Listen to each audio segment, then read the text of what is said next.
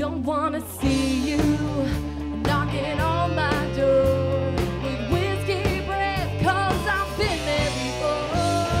So call your new friend, have him pick you up, 'cause you're dead to me and I've had enough.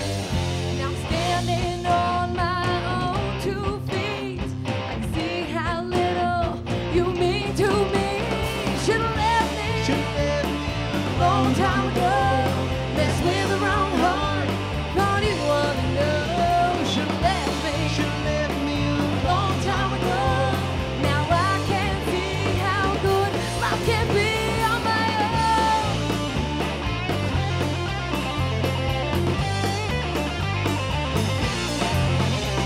Now standing on my own 2 feet, I can see how little you mean to me.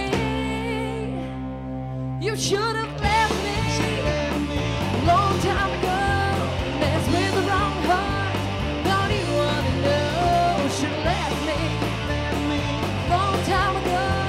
Now I can see how good life can be on my own. On my own. On my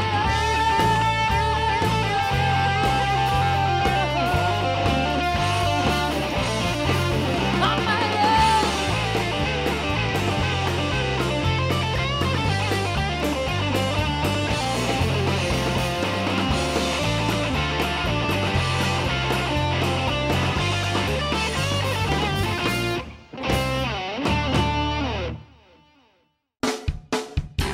This is Studio A.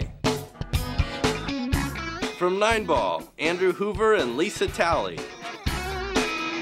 From the Centennial Symphonic Dance Project, Jason Herrera. Music by Chaparral. Hosted by Cassidy Smith.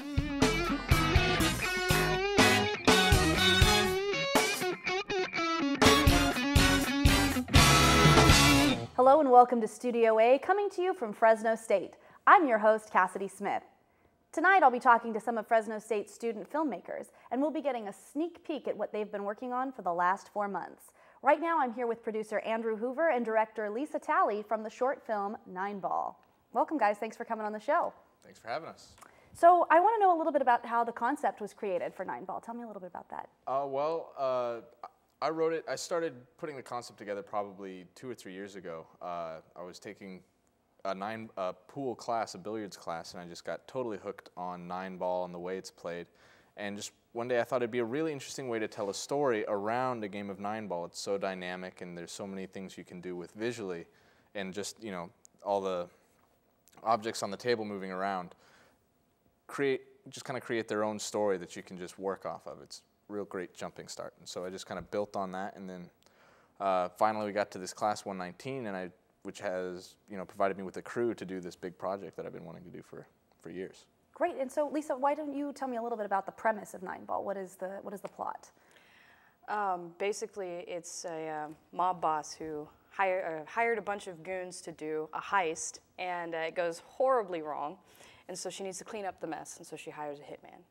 Hitman describes how he's going to do the job to her over a game of 9-Ball.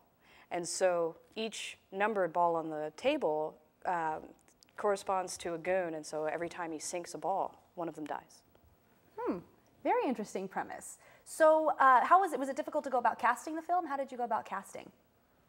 Well, casting was pretty simple. The class collaborates with another class in the drama department called Acting for Film, taught by Professor Thomas, and so they're our go-to pool of actors. It was an open casting call, but the majority of them were from that class, which is great for us because he's coaching them on acting technique for film, and we're able to get a good look of, you know, fresh actors who take direction really well and who have some time on their hands. Great. Sounds like a great collaboration for both classes, then a great way to exercise the skills you've learned in the classes. Was it easy to find locations for this, or was that a challenge? Locations were hit and miss. I spent a lot of time running around, just kind of glad-handing, asking people, you know, hi, I'm a kid making a movie, and I need something that looks like this. Do you know where I could find something like that? I found a lot of great people down around the Tower District who have been in the city for a long time, involved in the arts. One of the original founders of the Rogue Festival actually helped me find a number of locations around town. And once you find them, it's just a matter of talking the people that own it into letting you use it. Fair enough. What was the most enjoyable aspect of production? For me, it was really seeing the images in my head come to life.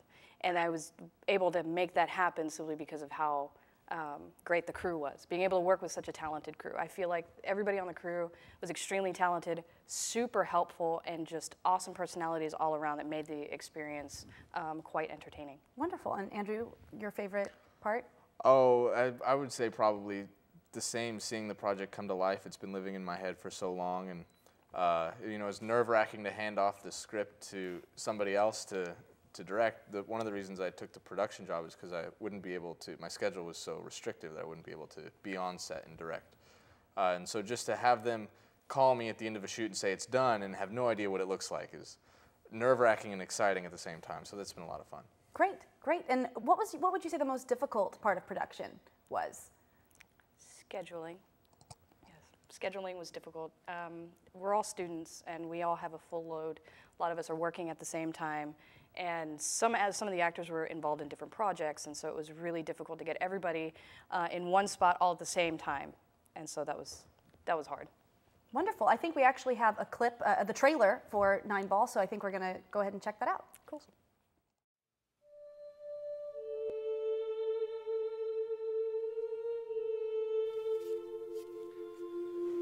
The rules are simple. Strike the lowest number ball on the table first. Whoever pockets the 9 ball wins. I'm not sure what to make of it. I thought it was coincidence, but now I don't like it. I didn't like it from the start. This is bad news.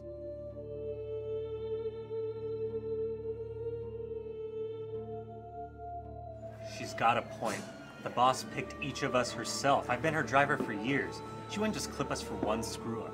9 ball is like a job. You set everything up exactly how you want it, but something goes wrong.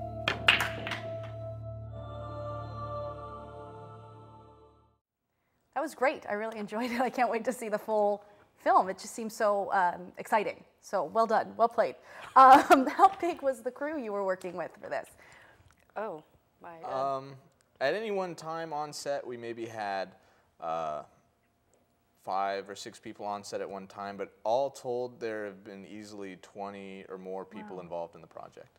Wow, and so budget-wise, how much money was spent, would you say? Well, we are strictly a no-budget production, so that was one of the trickiest things, is finding out creative ways to make things happen without any sort of financing. But a lot of the crew members I found have put in some of their own money to make sure that the production comes together the way it should. Well, that's certainly dedication. That's a very nice tribute to the project. And was there any point, and I think you kind of mentioned it, Andrew, but Lisa, was there any point that you got especially nervous? Was there a nervous part of production? You were afraid something wasn't going to go right? Oh. Being in this position, being a director, I think most directors would say you're always worried about something not going right.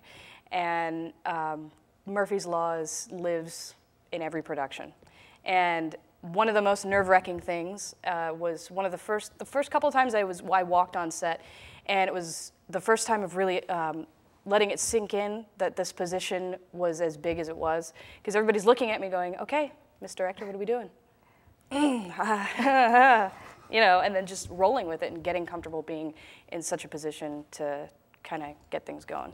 Wonderful, wonderful. Well then, as I said, I'm really looking forward to seeing the film, and I think it's going to be a real winner. So thanks so much for joining us, and Studio A will be back right after this.